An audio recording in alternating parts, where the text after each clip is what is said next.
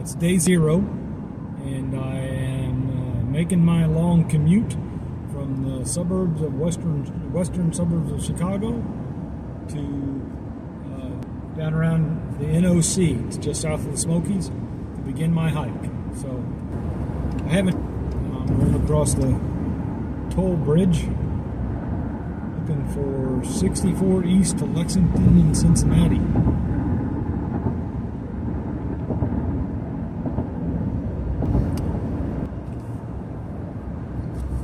Now I'm in Kentucky, headed south from Lexington down to Knoxville. Speed limit is 70, but the grade is steep enough that we have some trucks that have their emergency flashers on, and they're having a hard time. It looks like pulling 40 or 50 miles an hour up this grade. So,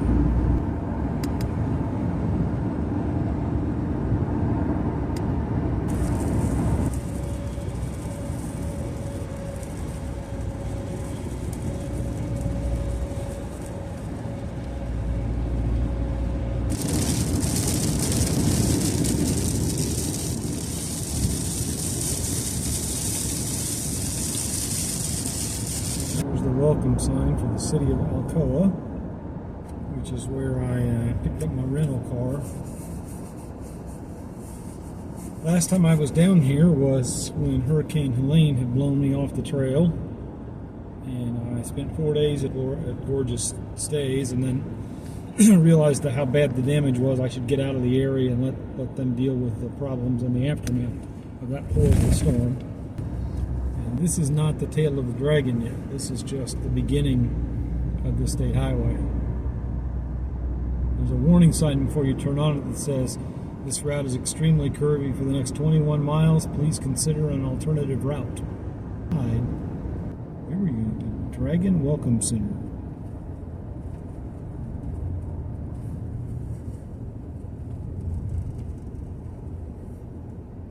I believe I want to go this way. Welcome to the Tail of the Dragon pit stop. The Corvette came around that corner about 55 or so.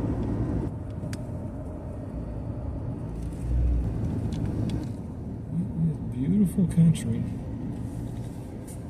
And I think the gentleman ahead of me is joyriding the Tail of the Dragon also. That is, I don't think he's a local, so I'm going to give him some distance here.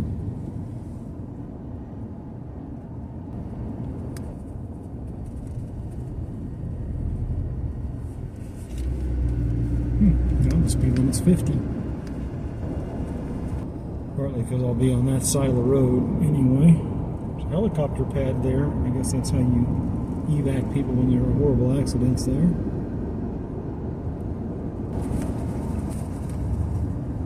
This hike this week will take me a couple of days to get to Fontana Dam, and then I'll be hiking through the Smokies for about a week, right up the spine of the Great Smoky Mountains National Park. Side crash area next 11 miles. So I think this is this 11 miles is the heart of the tail of the dragon, the core main part of the tail of the dragon.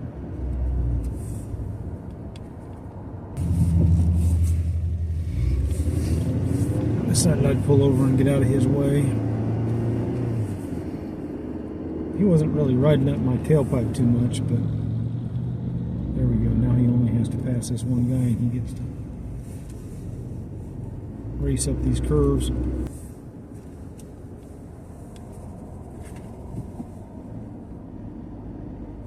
Because the curves are pretty well engineered. If you know how your vehicle handles, you just kind of follow the line of the curve around. I haven't had trouble staying in the lanes or anything on this one, like I did a little bit on the road to Hana.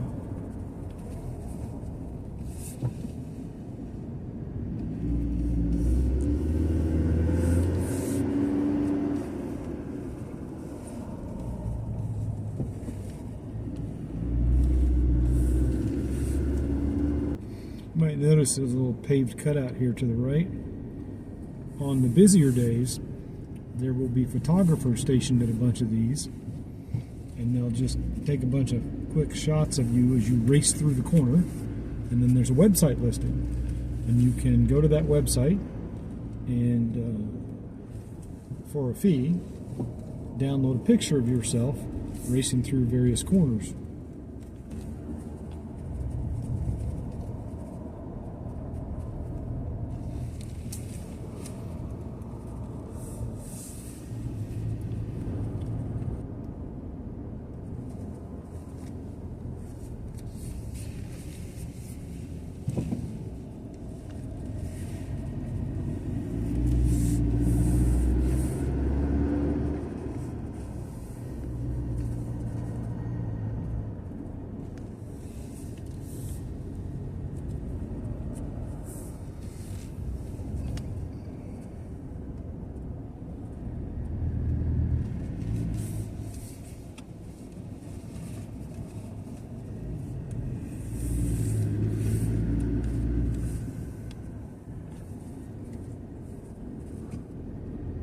Here we go, 129 photos.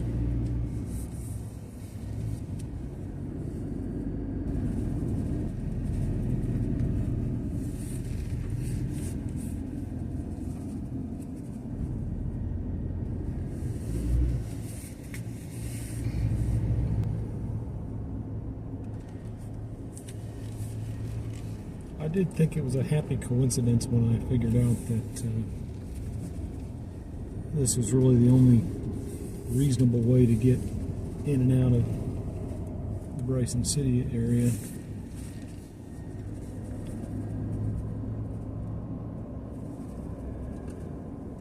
Doesn't really seem like it would be all that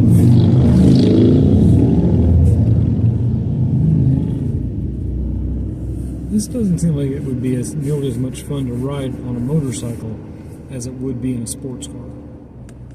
So I used to own a little 1972 MGB convertible, and that would have been a blast on this road.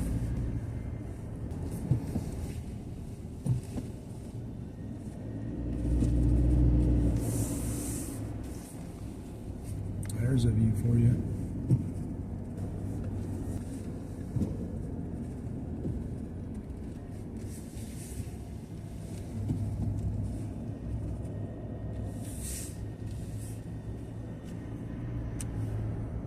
Speed limit sign back there said 30 miles an hour, and I don't think I've been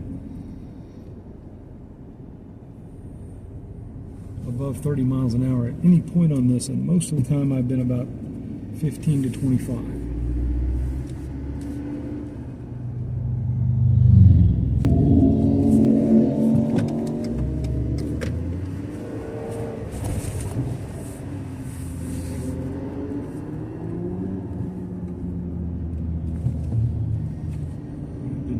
Good, because now I have two more folks behind me. So.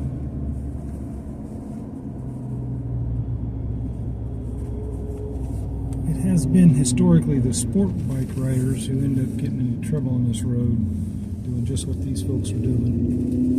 Got two guys right behind me.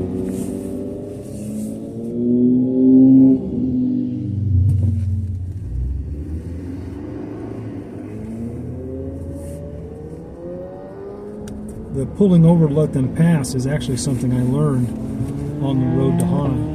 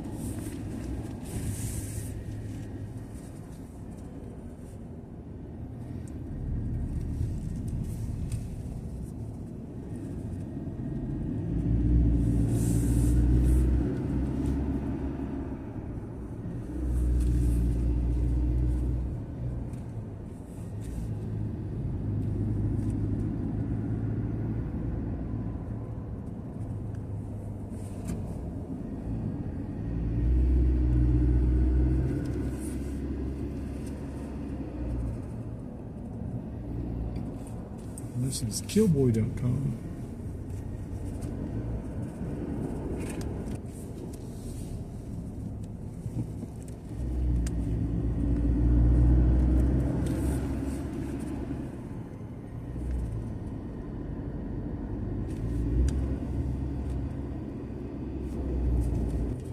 That sign says mile 0.5, so I think that might be, those little green markers might mark how far along the tail of the dragon one is.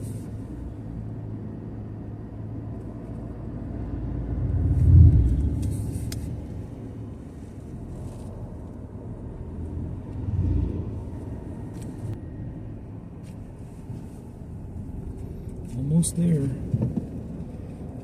Montana Village, eat, sleep, drink. So I'll be going past Fontana Village. It's where I'll be hiking to in a couple of days, but I'll be going past it and southwest about another 15 miles or so.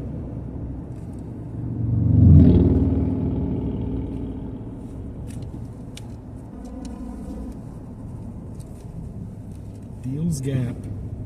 Yep, this is the end of it.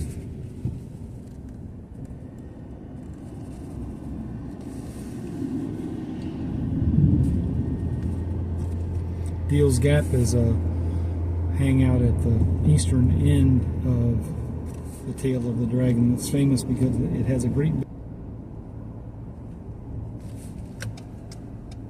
I make a left here, and I have now successfully ridden the tail of the dragon both directions. To Gloria Stays at 5 o'clock. Shot some video of myself driving down the tail of the dragon, which I may show before this or later. Now I'm at the N.O.C, where I thought I'd come and have dinner. Had a pretty good salmon salad and a no duels non-alcoholic beer, and ate that at the bar. Ate half of it, really. I'll have the other half of it tomorrow because it was a huge salad. But anyway, it's a good drive down, and I'm here early enough. Wendy's going to take me up and get me on trail tomorrow morning about 6:30. Start out, and I'll probably be on trail by 7 or 7:15. So I'm gonna shoot it. So here we got some folks. There's the sign of the N.O.C, and there's the general store where they only sell the... And then here's the bridge. And so the restaurant on the other side of the bridge right there, River's End, is where I had my dinner. Very popular place tonight, though. So this time around, I'm in the Jazz Suite, or the New Orleans House, or whatever this is called. It's obviously a jazz-themed room. It's got a double bed, might even be queen size, but at least a double. And then it's got another twin if you had 3 people in here, and you wanted that kind of space. And then a couple of chairs and table and plenty of room compared to most solo spots I stay in. But nicely, it also comes with a refrigerator, a microwave, a coffee maker. They have water that they bring over for you that you can use. It's a camping toilet, a composting toilet. She showed me the board, and I signed it for this year's hikers, and they have had a lot of guests. They've been clearly very busy and very popular, so good for them. I can see why after my stay last year. And now I think after this stay, I'm going to try to come down here with Mrs. Data and show her this place and also the N.O.C and do some other fun stuff around here on a vacation at some point in the future. So this is the men's bunk room, and these are loaner clothes. There are 2 changing rooms. There's a sitting area, like if you're waiting on your friends to get done showering or whatever. And in the back there's 2 sinks on this side and a hair dryer. And the thing to showers, which I have to say these are some of the nicest showers in a hostel on the Appalachian Trail that I've ever used. Partly because they have new shower heads, which have a whole bunch of multiple settings and massage settings, and it's really nice. And they have a body hair wash and hair conditioner and things like that. for you. And on this side, there's a mirror and place to plug things in. The shower rooms are on the lower level. Men are to the left and women are always right. And then the main bunkhouse area is upstairs. I'll shoot some video of that tomorrow. There's a big open porch that you can hang out on. It's open 24/7, but since there's nobody here, there's nobody really hanging out doing anything. That's the road that you come in on up there. They have various buildings, tents. This is a kitchen area in case hikers especially are staying here, or really I guess any guests were staying here and wanted to grill something out, or if you wanted to, you know, cook something, do your own dishes. There's a microwave. There's a stovetop, plug-in electric stovetop, and kind of an industrial grade sink.